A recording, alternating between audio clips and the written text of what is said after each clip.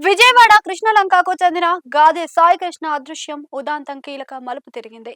రాష్ట్ర రాజకీయాల్లో hot topic గా మారిన ఈ ఘటనను సీరియస్ గా తీసుకున్న ప్రభుత్వం ప్రత్యేక విచారణకు ఆదేశించింది. అంతేకాకుండా బాధితులను పిలిపించుకొని ముఖ్యమంత్రి చంద్రబాబు మాట్లాడడం తీవ్ర చర్చనీయాంశంగా మారింది.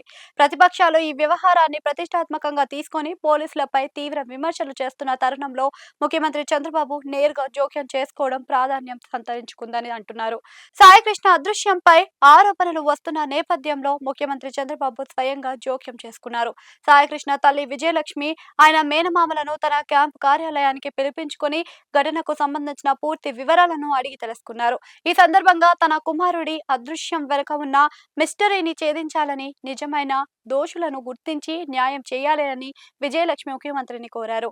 ఆమె ఆవేదనను విన్న చంద్రబాబు ఘటనపై నిష్పక్షపాతంగా పారదర్శకమైన దర్యాప్తు జరిపిస్తామని స్పష్టమైన హామీ ఇచ్చారు. బాధితులకు ధైర్యం చెబుతూ చట్టపరంగానే కఠిన చర్యలు తీసుకుంటామని భరోసా ఇచ్చారు. సాయికృష్ణ అదృశ్యం వ్యవహారం రాజకీయ వివాదంగా మారడంతో ప్రభుత్వం అప్రమత్తమైంది. సాయికృష్ణ అదృశ్యం వెనుక పోలీసులు హస్తం ఉందని, ఇది లాకప్ డెత్ అని ప్రతిపక్ష నేతలు ఆరోపిస్తున్నారు. ఈ ఘటనలో కుల ప్రస్తావన తెరపైకి రావడంతో ప్రభుత్వంపై రాజకీయ ఒత్తిడి మరింత పెరిగింది. ఇదే అంశంపై స్పందించిన ప్రతిపక్ష నేత వైఎస్ జగన్మోహన్ రెడ్డి గురువారం సాయంత్రం సాయికృష్ణ నివాసానికి వెళ్లి వారి కుటుంబ సభ్యులను పరామర్శించారు.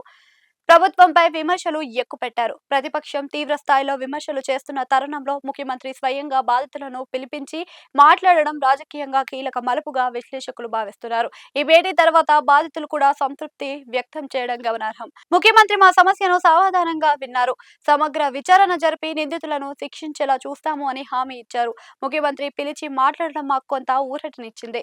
మాకు ఖచ్చితంగా న్యాయం జరుగుతుందనే విశ్వాసం ఉంది అని సాయికృష్ణ తల్లి విజయలక్ష్మి పేర్కొన్నారు.